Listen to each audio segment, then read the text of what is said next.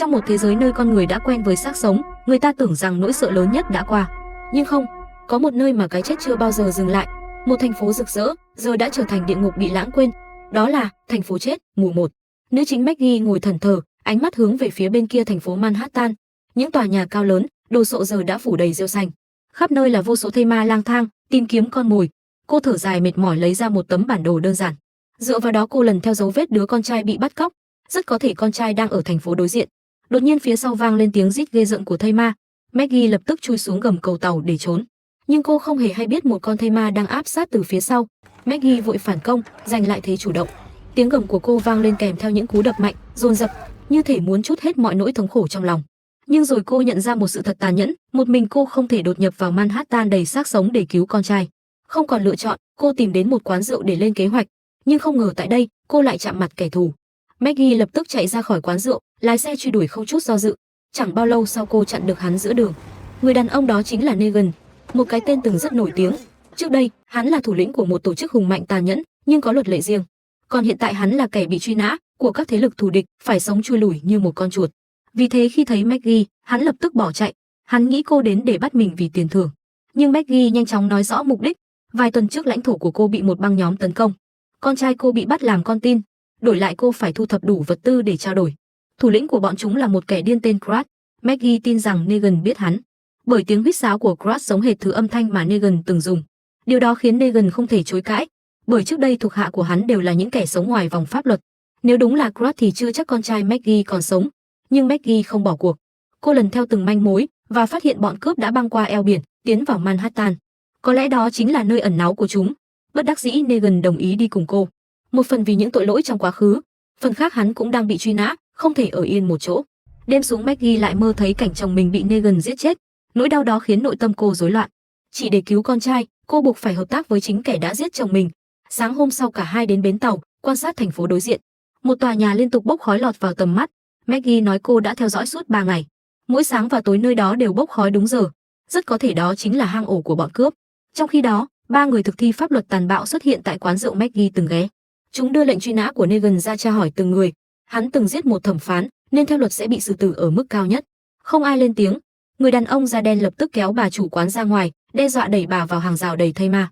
Đối diện với cái chết, bà chủ không chịu nổi và khai ra tất cả. Negan đã bị một người phụ nữ bắt đi rồi, được câu trả lời mong muốn. Nhưng chúng không hề có ý định tha mạng, mở cánh cửa sắt đẩy bà chủ vào đám thây ma. Rời khỏi quán chúng vô tình tìm thấy một manh mối.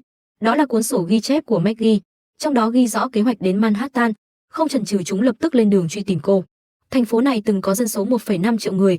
Khi virus bùng phát, quân đội đã phá hủy toàn bộ cầu trên toàn thành phố và các đường hầm. Giờ đây Manhattan trở thành một mê cung chết chóc bị xác sống chiếm đóng hoàn toàn. Bọn chúng đã dựa trên những thông tin trước đó trong lệnh truy nã, bắt Negan là một mệnh lệnh chết chóc. Lúc này một cảnh sát trẻ đang đi xả lũ thì bị Maggie ẩn nấp trong bóng tối bắt được, thì ra cô và Negan đã trốn trong rừng chờ thời cơ.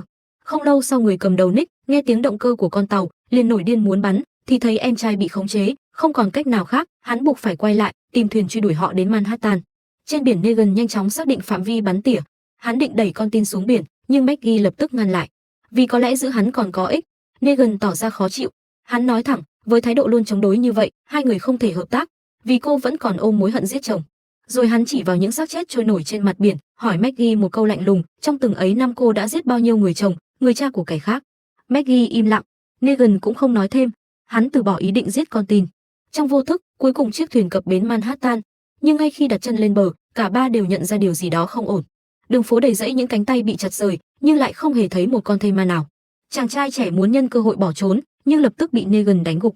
Maggie cảnh cáo hắn nên thành thật chút đi, rồi dẫn cả hai tiến về phía tòa nhà đang bốc khói. Khi đi ngang qua một chiếc xe, đột nhiên một tiếng động lớn vang lên, một con thây ma từ trên trời rơi xuống. Cả ba hoảng loạn, lập tức chạy vào trú dưới mái nhà gần đó. Trong đầu họ dâng lên nghi ngờ, vẫn chưa thể bình tĩnh. Chuyện quái gì đang xảy ra vậy? Chẳng lẽ xác sống đã tiến hóa, mà phía sau lưng là một căn phòng đầy thây ma bị nhốt kín? Không kịp suy nghĩ, họ tiếp tục chạy, nhưng rồi từ trên cao hàng loạt thây ma bắt đầu rơi xuống. Cho đến khi chạy được đến nơi an toàn, họ vừa thở phào nhẹ nhõm thì phát hiện có người cố ý ném xác chết từ trên các tòa nhà xuống. Thảo nào đường phố đầy rẫy những cánh tay bị gãy, nhưng kỳ lạ là lại không hề thấy thây ma xuất hiện. Đúng lúc đó, từ phía xa vang lên một âm thanh lúc có lúc không. Một chiếc xe nhỏ bật nhạc ầm ĩ chạy ngang qua, theo sát phía sau là cả một đàn thây ma đông đặc. Hóa ra, những người sống sót ở đây đang dọn dẹp đường phố bằng cách tạo tiếng ồn để dẫn dụ zombie đi nơi khác. Nhận ra điều đó, nhóm Maggie lập tức trốn vào một đống rác gần đó, nhưng rồi cảm thấy có thứ gì đang bò khắp trên cơ thể.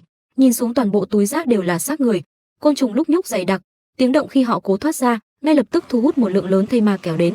Ngay khoảnh khắc nguy cấp, tiếng súng nổ dồn dập như thủy triều, đám thây ma bị quét sạch trong chớp mắt. Không kịp suy nghĩ, Maggie và Negan lập tức kéo nhau chạy vào một tiệm giặt khô gần đó để ẩn nấp. Negan nghi ngờ đó có thể là kẻ thù đang truy sát mình, và đúng như hắn đoán, hai tên cảnh sát khi nãy đã lần theo dấu vết đến đây. Chúng lặng lẽ tiến vào tiệm giặt khô, sau khi cố giết những thây ma còn sót lại, chúng liền phát hiện ra nơi ẩn nấp của nhóm Negan. Anh da đen Nicky vừa tìm kiếm, vừa thuyết phục, hắn tự giới thiệu mình là cảnh sát từ một thị trấn nhỏ, chỉ đến đây để bắt Negan. Bất ngờ một con thây ma từ móc treo quần áo lao ra, ngay lập tức bị hạ gục. Nhóm Negan cũng bị một con thây ma phát động tấn công, kẻ chịu trận là chàng cảnh sát. Negan buộc phải ra tay cứu, nhưng cũng chính hành động đó đã làm lộ vị trí của họ. Một tiếng súng vang lên, Nicky bắn nhằm em trai hắn.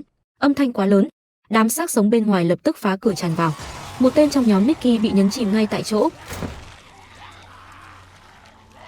Trong bóng tối, Maggie lặng lẽ vòng ra phía sau Nicky, nhưng hắn phản ứng cực nhanh, chỉ trong tích tắc Maggie bị đè xuống đất. Lần này cô thậm chí không kịp dùng vũ khí quen thuộc, nhưng Maggie không bỏ cuộc. Cô dùng dây chuyền phản công, thoát khỏi kìm kẹp và lập tức đánh gục Nicky xuống đất. Khi cô chuẩn bị ra đòn tiếp theo, Nicky đã biến mất không dấu vết. Không còn lựa chọn, Maggie buộc phải theo Negan trốn vào một nhà kho gần đó. Trong bóng tối, họ đốt lên một que diêm, ánh lửa vừa lóe sáng, một bà lão từ trong góc tối xuất hiện, thổi tắt ngọn lửa ngay lập tức. Và Henry, con trai Maggie, lúc này đang bị giam giữ trong một tòa nhà nào đó. Kẻ cầm đầu Crush lần này lại tỏ ra có phần e dè trước đứa trẻ yếu ớt. Đột nhiên một tên thuộc hạ chạy đến báo cáo có tù nhân trốn thoát. Crush lập tức dẫn đàn em lên sân thượng. Tên tù nhân người đầy máu, hắn nhìn quanh, cuối cùng tìm thấy một con đường sống, đó là liều mạng trượt qua sợi dây thép về phía tòa nhà đối diện. Nhưng Crush lại cười khá vui vẻ, lấy ra một chiếc kìm từ thuộc hạ, cắt đứt sợi dây.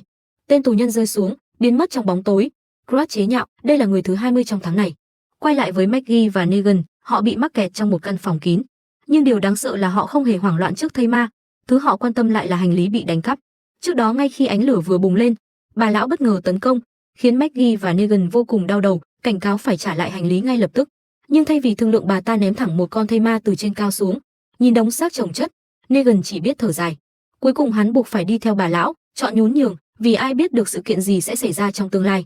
Và rồi cả hai đứng sững mắt mở to, nhìn bà lão đu dây thép một cách cực kỳ điêu luyện, lướt sang tòa nhà đối diện.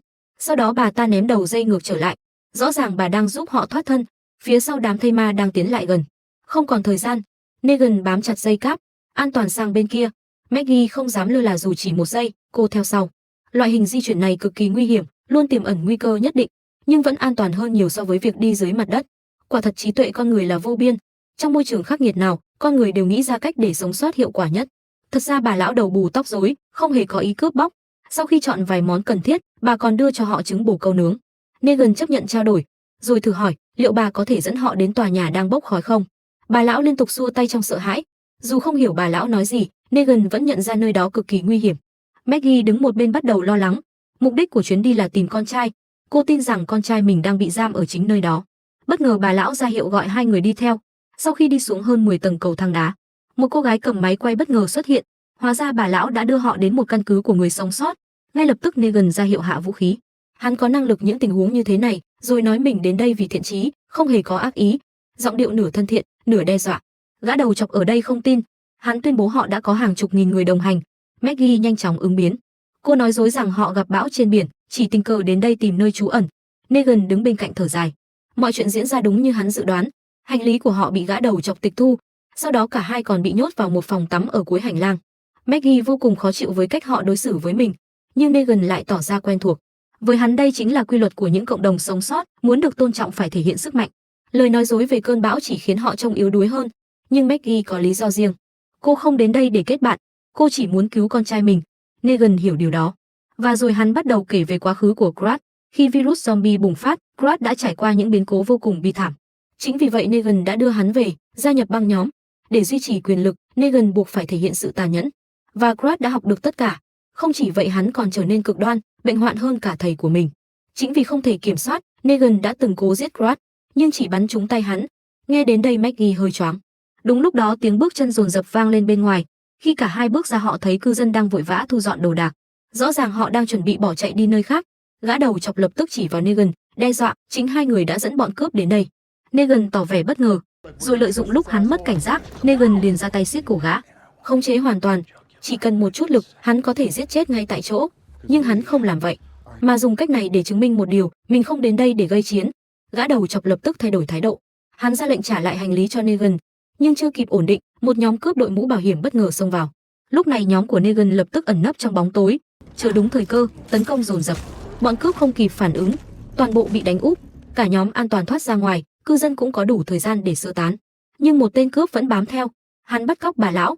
Negan cố gắng khuyên can, nếu mày giết người, mày cũng sẽ chết. Nhưng tên kia rất điên rồ, đâm thẳng vào bà lão. Negan lập tức lao tới, tóm lấy tên cướp, đập hắn tơi tả. Cơn giận dữ trong Negan gần như bùng nổ.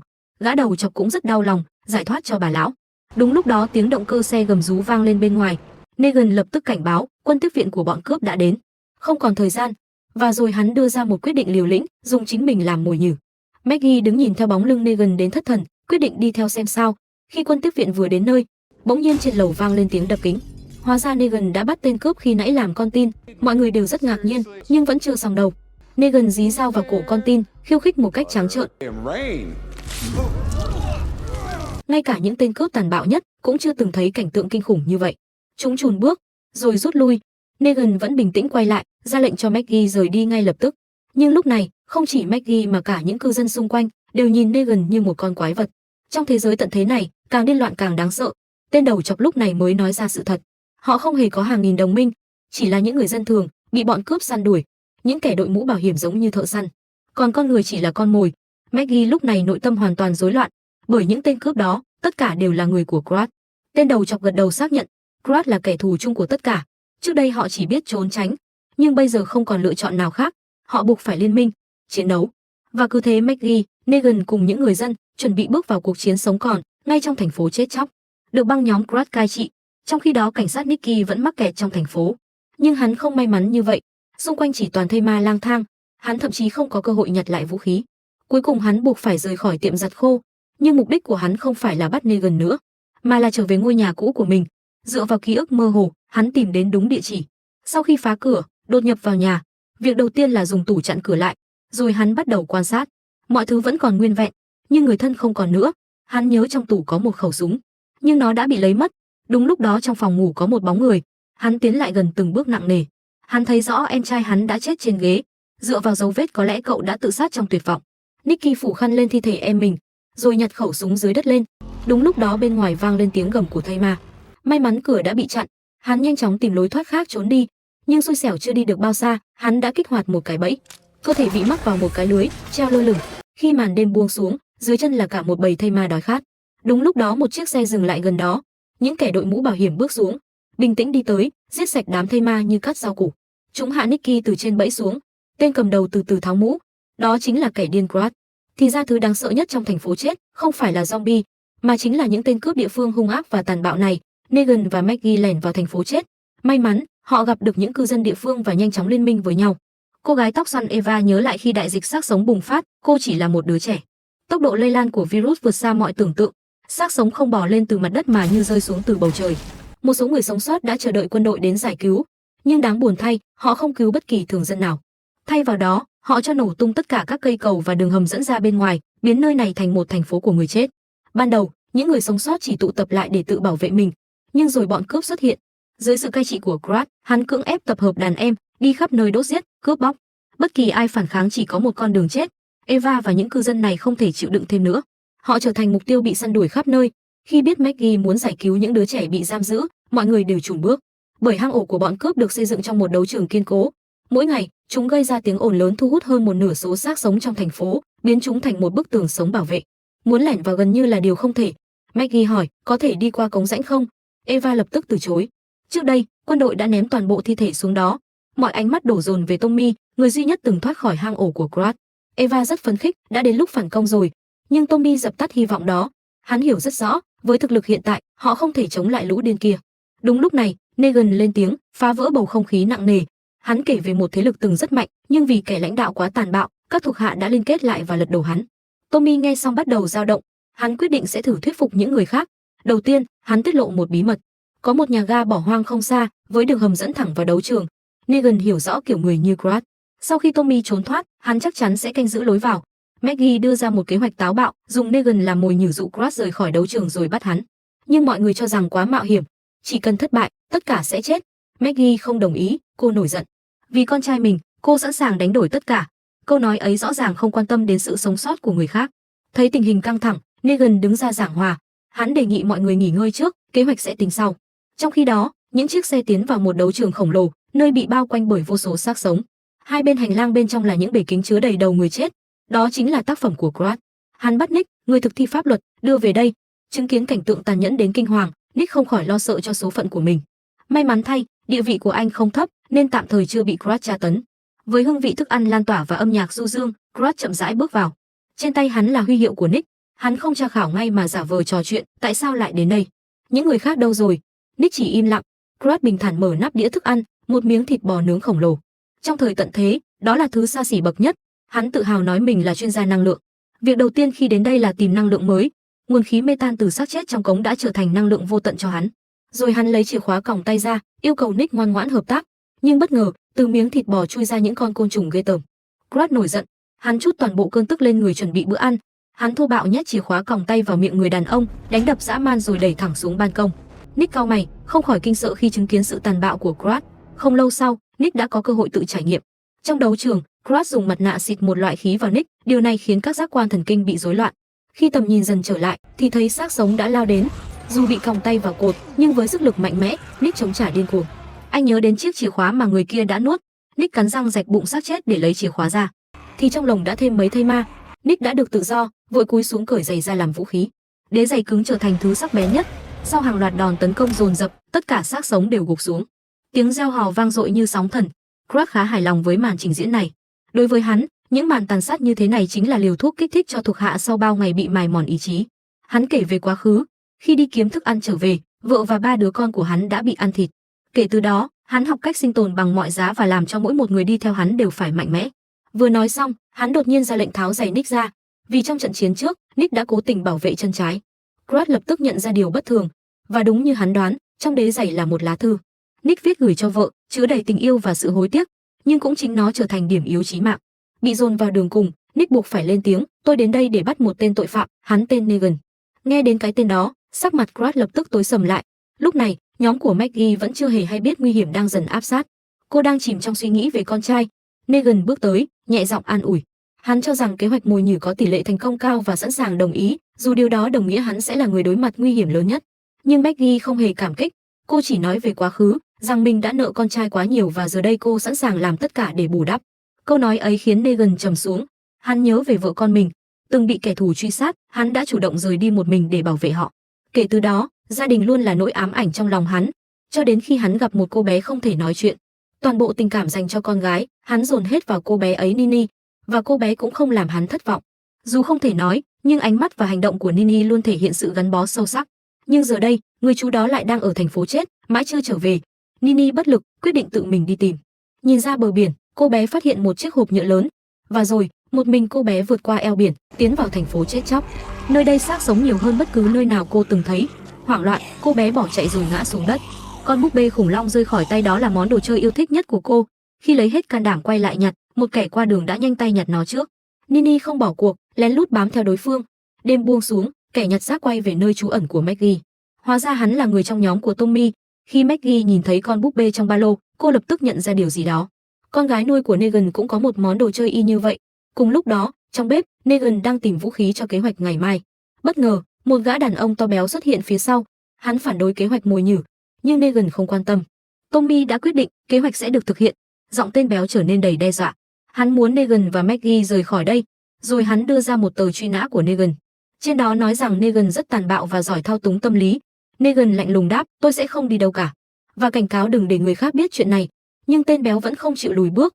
Negan trực tiếp cầm chảo lao vào. Chỉ vài đòn đã làm trán đối phương đầy máu. Cú ngã cuối cùng, hắn đập đầu vào ống thép. Đối với sự thất bại của chính mình, bạn không có quyền oán trách. Không chút do dự, Negan thẳng tay kết liễu hắn. Để giữ được liên minh, kẻ biết quá nhiều buộc phải chết. Bên ngoài, Maggie cầm con búp bê của Nini lặng lẽ bước ra. Cô lấy que diêm, chuẩn bị thiêu hủy nó, bởi nếu Negan nhìn thấy, hắn chắc chắn sẽ từ bỏ kế hoạch để đi tìm con gái nuôi. Nhưng Maggie không biết, trong bóng tối gần đó, Nini đang lén nhìn. Cô bé nhận ra ngay con búp bê của mình. bởi vì khi Negan tặng, phần bụng đã bị rách và được chính tay Negan cẩn thận băng lại từng vòng. Đó là lý do cô bé trân trọng nó đến vậy. Ngọn lửa cháy lên, Maggie đứng lặng, ánh mắt dao động. Sáng hôm sau, sương mù dày đặc bao phủ toàn thành phố, nhưng kế hoạch vẫn bắt đầu. Mọi người chuẩn bị vũ khí. Chiến tranh đã cận kề. Có người nhận ra tên béo đã biến mất, tìm khắp nơi vẫn không thấy. Negan bình thản nói dối, hắn có lẽ đã bỏ đi một mình. Tommy cũng cho là hợp lý, ai không thích có thể rút lui. Chỉ có Maggie đứng đó, lo lắng, bởi chính tay cô đã đốt con búp bê tối qua. Nhìn Negan đang chuẩn bị chiến đấu, cô suýt nữa nói ra sự thật, nhưng rồi vẫn im lặng. Với tình hình hiện tại, nếu Negan lùi bước thì tất cả nỗ lực của mọi người sẽ vô ích. Trên con đường đổ nát âm u, xác sống lảo đảo khắp nơi. Cả nhóm Maggie lặng lẽ rời khỏi trại. Ngay lúc chờ đợi, cô phát hiện cống thoát nước liên tục sủi bọt. Tommy giải thích đó có thể chỉ là đánh lạc hướng. Dưới sự dẫn dắt của Tommy, đoàn người tiếp tục tiến vào nhà ga, rồi đi qua đường hầm ngầm, hướng đến đấu trường của bọn cướp. Mặc dù nơi đây xác chết nằm rải rác chặn đường, nhưng vẫn an toàn hơn so với đường phố bên ngoài. Cuối cùng, họ tiến vào tầng hầm đấu trường. Nơi này từng được Crush dùng làm khu giam giữ. Máu vương vãi khắp nơi, nhưng không một bóng người sống. Maggie ngày càng lo lắng cho con trai. Khi đến căn phòng cuối hành lang, họ phát hiện một cậu bé, cả người đầy máu. Negan tiến tới nâng mặt cậu bé lên. Không phải con trai cô. Maggie thở phào. Theo kế hoạch ban đầu, Negan sẽ làm mồi nhử dụ Crush. Maggie lái xe vòng ngoài đánh lạc hướng. Tommy và những người còn lại cứu trẻ em. Trước khi đi, Negan không quên an ủi Maggie, chúng ta sẽ cứu được con trai cô. Câu nói ấy khiến Maggie suýt bật khóc. Cô gần như đã nói ra tất cả, nhưng cuối cùng vẫn nuốt lại. Sau đó, Maggie một mình đến bãi đỗ xe, chọn đại một chiếc, chui vào. Khi cô lấy ra công cụ và chuẩn bị khởi động, bất ngờ nhìn thấy một bóng người Nini. Thì ra, cô bé đã lặng lẽ theo họ từ đầu. Maggie xấu hổ, liền lao ra khỏi xe đuổi theo. Trong khi đó, thủ lĩnh bọn cướp Crush bước vào phòng thu của đấu trường. Chỉ thấy hắn đưa cho cậu một chiếc đĩa CD, rồi kiên nhẫn hướng dẫn cách sử dụng. Hắn còn lấy ra một viên kẹo, nói, máy sẽ phát nhạc sau 5 phút nữa. Đúng lúc đó, ngoài cửa vang lên một tiếng huýt sáo quen thuộc. Hắn trở nên hưng phấn đến cực độ, bởi hắn biết người vừa đến có thể là ông chủ cũ Negan. Theo kế hoạch, lúc này Maggie đáng lẽ đã lái xe đến đón, nhưng Negan lại nhìn thấy vũ khí Maggie để lại trong xe. Hắn lập tức hiểu kế hoạch có vấn đề. Không chần chừ, Negan thay đổi chiến lược, chơi trò mèo vờn chuột với Crush. Nhưng Crush lại bình tĩnh một cách đáng sợ, như thể mọi thứ vẫn nằm trong tầm kiểm soát của hắn. Ở phía bên kia, Maggie đuổi theo Nini, vô tình chạy thẳng vào trung tâm đấu trường. Tại đây, cô gặp lại nhóm của Tommy và họ mang đến một tin tức đáng sợ, không tìm thấy bất kỳ tên cướp nào. Khi đếm ngược 5 phút kết thúc, âm nhạc đột ngột vang lên khắp hội trường. Mọi người sững sờ, không thể nào tưởng tượng được chuyện gì sắp xảy ra. Không biết ai thắp một ngọn nến ở lối vào, một ngọn lửa đã đốt cháy đường ống khí bên dưới. Maggie và những người khác sắc mặt trắng bệch, chưa kịp phản ứng thì hàng loạt xác sống bị âm thanh thu hút, đổ dồn về phía họ. Cả nhóm hoảng loạn tìm đường thoát. Hóa ra Crush đã giăng bẫy từ lâu, tất cả chỉ đang chờ họ tự chui vào. Và bọn chúng đã nhanh chóng chạy ra bãi đỗ xe, chia nhau lên chiếc xe, rời khỏi đấu trường đầy thây ma này. Còn lại, địa ngục chính thức bắt đầu. Negan lúc này đã hiểu kế hoạch hoàn toàn thất bại. Hắn chỉ có thể âm thầm ẩn mình trong bóng tối chờ cơ hội. Nhưng Crush không chơi theo cách bình thường. Hắn không rời đi cùng đám đàn em, chỉ để lại hai người tiếp tục trò chơi với Negan. Đối với hắn, cuộc gặp lại này đã được mong chờ từ rất lâu. So với Negan, tuy bị động nhưng vẫn rất bình tĩnh, thì Maggie và nhóm của Tommy rơi vào tình thế tuyệt vọng. Xung quanh đấu trường, mọi lối ra đều bị xác sống tràn vào. Mọi người chỉ có thể lùi lại, vô tình bị dồn ép vào bên trong. Không còn lựa chọn, chỉ có thể chiến đấu, giết một con đường máu giữa hàng ngàn xác sống. Nhưng ngay từ những phút đầu, những cư dân đã bị thây ma xé xác, nuốt chửng. Maggie điên cuồng chém giết, tàn sát hết đám thây ma bên cạnh, nhưng với nhân lực quá ít, quá yếu, Tommy cũng bị cuốn vào biển xác sống. Maggie nhận ra, cứ tiếp tục như vậy tất cả sẽ chết. Cô còn phải cứu con trai mình. Nhìn xung quanh, cuối cùng cô tìm thấy một lối thoát. Nhưng đúng lúc đó, cô thấy Nini vẫn đang kẹt lại giữa đấu trường. Maggie hét lớn gọi mọi người rút lui, trốn vào. Sau khi khóa cửa lại, họ dựa vào hàng rào kẽm gai dọn dẹp đám thây ma. Nhưng số lượng quá nhiều, sớm muộn hàng rào cũng sẽ bị phá vỡ. Trong khoảnh khắc tuyệt vọng, Maggie nghĩ ra một cách, tháo các tấm chắn kim loại, cả nhóm hợp sức tạo thành một vòng phòng thủ. Ít nhất, họ sẽ không bị giết ngay lập tức. Nhưng Eva sơ ý để lộ khoảng trống, một con xác sống lọt vào. Thời điểm quan trọng, Tommy xuất hiện, anh vẫn còn sống. Nhờ Tommy dẫn đường, họ đã thoát khỏi đại sảnh. Đáng tiếc, chỉ còn lại 4 người họ sống sót. Những cư dân khác đã bị giết sạch. Họ không suy nghĩ nhiều, chạy vào một căn phòng. Bên ngoài, xác sống đập cửa liên hồi. Cả nhóm lập tức dồn sức chặn cửa bằng một thùng sắt nặng, nhưng họ đều hiểu, cách này cũng chặn luôn hy vọng trốn thoát. Maggie nhìn lên bảng chỉ dẫn trên tường. Lối thoát duy nhất hiện tại là cống ngầm. Eva lo lắng, dưới đó toàn xác sống. Nhưng họ không còn lựa chọn nào khác. Trong khi đó, Crush vẫn đang tìm kiếm Negan. Có thể nhìn thấy, đối phương rất quan trọng trong lòng hắn. Khi bước qua một cây cầu sắt, cuối cùng hắn cũng gặp lại ông chủ cũ Negan, nhưng điều bất ngờ là Crush chủ động bỏ vũ khí. Hắn nói, dù mất một bên tay nhưng không hề hận Negan. thậm chí còn tự hào khoe khoang về pháo đài mà mình đã xây dựng. Hắn đề nghị cùng hợp tác như trước, biến cả thành phố thành nơi trú ẩn lớn nhất. Negan im lặng, chỉ âm thầm quan sát. Hắn hiểu rõ con người trước mặt mình. Ngày xưa, chính Negan đã giúp Krat vượt qua thời điểm tồi tệ nhất, dạy hắn cách sinh tồn trong thế giới tận thế. Nhưng Krat giống như một con sói hoang, bề ngoài tôn trọng, nhưng chưa bao giờ thực sự nghe lời, xem như gió thoảng bên tai. Mặc dù Negan đã ra lệnh cấm không được ra tay với trẻ em, nhưng hắn vẫn giết một đứa trẻ vô gia cư. Giờ đây, hai người gặp lại, nhưng Krat đột nhiên thấu hiểu, hắn còn giả vờ đoán rằng mục đích chuyến thăm của Negan là để tìm người và sẵn sàng giao ra. Nhưng người được đưa tới lại là Nick. Negan lập tức nói rõ, đến để tìm con trai của Maggie. Krat nói, đứa trẻ đó vẫn còn giá trị, rồi mời Negan lên nói chuyện. Để thể hiện thiện chí, hắn trực tiếp quăng Nick xuống dưới. Negan bỏ qua hận thù, lập tức ra tay cứu người trước, rồi chém giết gì tính sau. Krat nổi giận bắn thẳng xuống. Nick chịu đựng đau đớn, tự rút móc sắt khỏi cơ thể, dùng hết sức với sự trợ giúp của Negan trèo lên. Sau khi kéo người lên, cả hai chạy trốn. Krat đứng im, ánh mắt đầy hoài nghi, đây còn là một đại ca tàn bạo mình từng biết sao. Negan đưa Nick trốn vào một căn phòng, nhưng Nick không tin tưởng. Anh cầm vũ khí đe dọa, Negan giơ tay lên. Cùng lúc đó, Maggie và những người còn lại mở được nắp cống. Tommy xung phong xuống trước. Maggie hiện đã thay đổi cách nhìn về Nini, cô bé ngoan ngoãn theo sau. Maggie là người cuối cùng. Cô dùng thùng sắt che lại lối vào, rồi từ từ leo xuống bóng tối. Nơi đây từng là địa ngục khi dịch bệnh bùng phát. Để kéo dài thời gian rút lui, quân đội đã ném toàn bộ xác chết xuống cống rãnh. Nếu không bị dồn vào đường cùng, Maggie và những người khác tuyệt đối sẽ không bao giờ chọn đi qua đây. Họ không chỉ phải len lỏi giữa vô số thây ma ngủ đông khắp nơi, mà còn phải chịu đựng mùi hôi thối kinh khủng trong không gian chật hẹp đến nghẹt thở. Tommy dường như khá quen thuộc với nơi này, nhắc mọi người phải cẩn thận, bởi khí mê tan tích tụ lâu ngày có thể gây ảo giác. Đi chưa được bao xa, cả nhóm phát hiện trên tường phủ đầy một lớp sáp dày đặc. Không nghi ngờ gì nữa, thứ này đã hình thành theo thời gian dài. Tommy không muốn ở lại đây thêm một giây nào nữa, lập tức thúc giục mọi người tiếp tục di chuyển.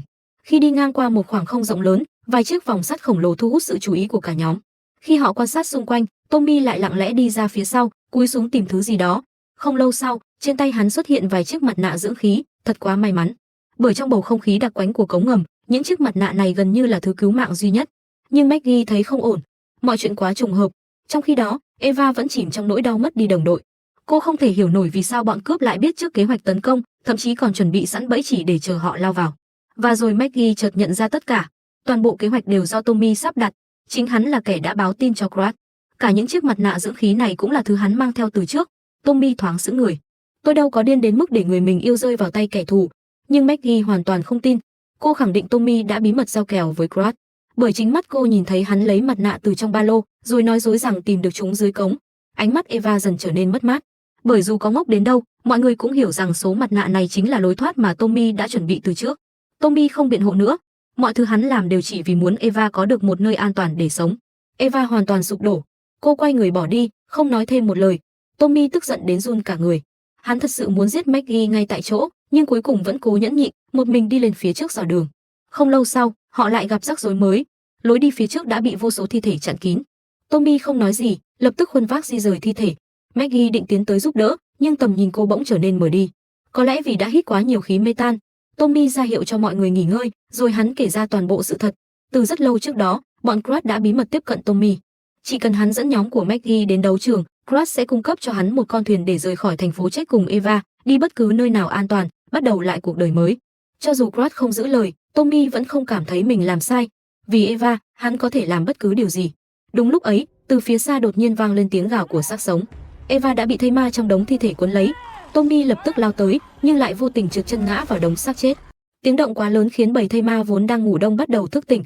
Maggie phản ứng cực nhanh, liên tục tiêu diệt xác sống xung quanh. Nhưng khi mọi thứ dần yên tĩnh trở lại, Eva đã bị cắn nát gần nửa cơ thể. Tommy toàn thân bê bết máu, tuyệt vọng gọi tên người mình yêu. Đáng tiếc, một lát sau hắn đã không còn thở nữa. Gương mặt Maggie đầy cay đắng. Cuối cùng cô cũng hiểu, trong cái thế giới đầy xác sống này, đôi khi con người phản bội lẫn nhau chỉ đơn giản vì muốn sống sót. Bởi chẳng ai biết được liệu mình có thể sống đến giây tiếp theo hay không. Mang theo sự mệt mỏi và đau đớn, Maggie nhanh chóng dẫn Nini tiếp tục tiến về phía trước. Cuối cùng, cả hai cũng có cơ hội ở riêng với nhau. Maggie cố giải thích lý do cô đốt con búp bê khủng long. Bởi Negan chính là chìa khóa để đối phó với Krat. Nếu Negan biết đến sự tồn tại của con búp bê, hắn chắc chắn sẽ đưa Nini rời khỏi nơi này ngay lập tức. Dù Nini không biểu hiện gì, nhưng gánh nặng trong lòng Maggie cũng được buông xuống. Thế nhưng, ngay khi chuẩn bị rời khỏi đường hầm, cả hai phát hiện phía trước bị vô số xác chết chặn kín lối đi. Muốn ra ngoài, họ buộc phải bước qua đống thi thể đó. Maggie hít sâu một hơi, dặn Nini chú ý dưới chân vì nơi này cực kỳ nguy hiểm. Nhưng chính cô lại vô tình dẫm vào bụng một xác chết. Âm thanh vang lên trong không gian yên tĩnh đặc biệt chói tai. Quả nhiên, một xác sống đang ngủ yên lập tức thức tỉnh. Maggie hét lớn bảo Nini chạy trước, còn bản thân thì cố rút chân ra khỏi đống xác chết. Nhưng thứ vừa bò dậy lại là quái vật được ghép từ nhiều thi thể khác nhau, tốc độ cũng nhanh hơn bình thường. Ngay khi Maggie vừa thoát ra, con quái vật cũng lao tới. Cô chỉ còn cách liều mạng chống trả, dùng dao găm đâm thẳng vào đầu nó, tiêu diệt tại chỗ. Cuối cùng, Maggie vẫn vượt qua được nhờ bản lĩnh của mình. Nhưng Nini đã biến mất. Maggie chỉ có thể đi theo con đường duy nhất phía trước, bất ngờ nhìn thấy vài dòng chữ máu hiện trên tường, kẻ nói dối. Do chính Nini để lại. Thì ra suốt khoảng thời gian vừa rồi, cô bé chưa từng tin tưởng Maggie. Tất cả biểu hiện trước đó chỉ là giả vờ. Quả nhiên không hổ là con nuôi của Negan. Trong khi đó, Negan hoàn toàn không biết Nini đã đến thành phố chết. Hắn vẫn đang hối hận vì hành động bốc đồng trước đó. Không thể tưởng tượng, sau khi cứu Nick khỏi tay Krat, Negan lại lập tức bị chính người mình cứu chĩa súng vào đầu. Bởi nhiệm vụ của Nick vẫn chưa kết thúc, hắn phải bắt tội phạm truy nã Negan áp giải về Babylon để xét xử.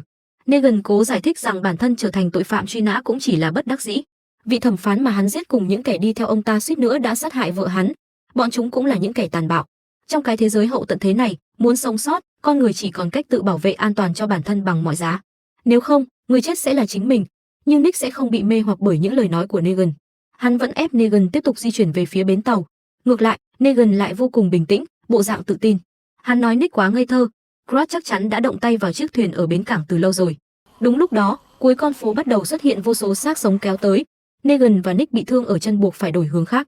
Cả hai trông rất căng thẳng. Ai ngờ số lượng xác sống nhiều đến mức cả hai hoàn toàn không thể xử lý nổi. Trong lúc hoảng loạn, họ dần bị ép sâu vào bên trong cho đến khi rơi vào ngõ cụt. Negan cố hết sức phá tung cánh cửa sắt, mở đường đi vào nhà. Sau khi chặn đám xác sống bên ngoài, Negan và Nick bắt đầu khám phá căn phòng. Nhưng chưa đi được vài bước, họ đã nhìn thấy một bức tường sắt treo kín búp bê và đám xác sống ngoài cửa sổ. Có thể thấy những người từng sống ở đây đã tuyệt vọng đến mức nào.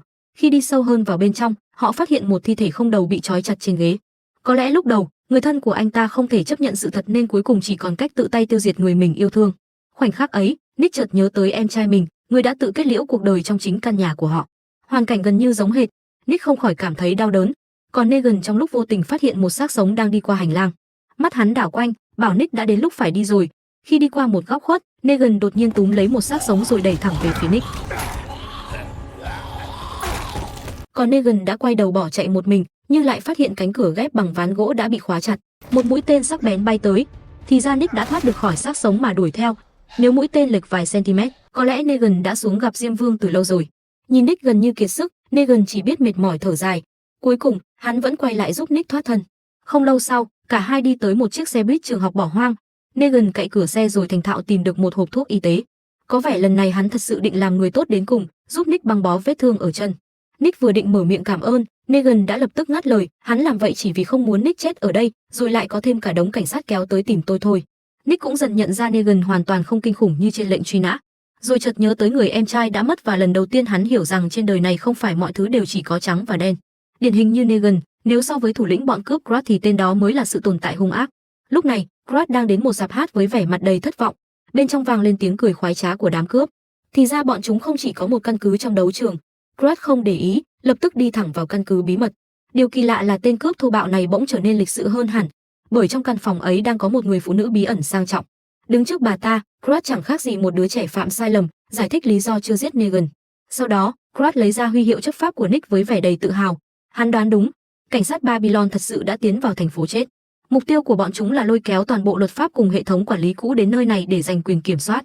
Người phụ nữ tức giận ra lệnh đi bắt Nick ngay. Không ngờ rằng một đám cướp tàn nhẫn lại phải cúi đầu kính sợ một bà già bí ẩn như vậy. Trong khi đó, Maggie vẫn đang bò qua hệ thống cống ngầm. Ảnh hưởng của khí metan ngày càng nặng khiến đầu óc cô quay cuồng dữ dội. Maggie nghiến chặt răng, dùng chút sức lực cuối cùng bò ra khỏi miệng cống rồi ngất lịm ngay lập tức. Còn lúc này, Nini đã một mình đi ra ngoài đường phố.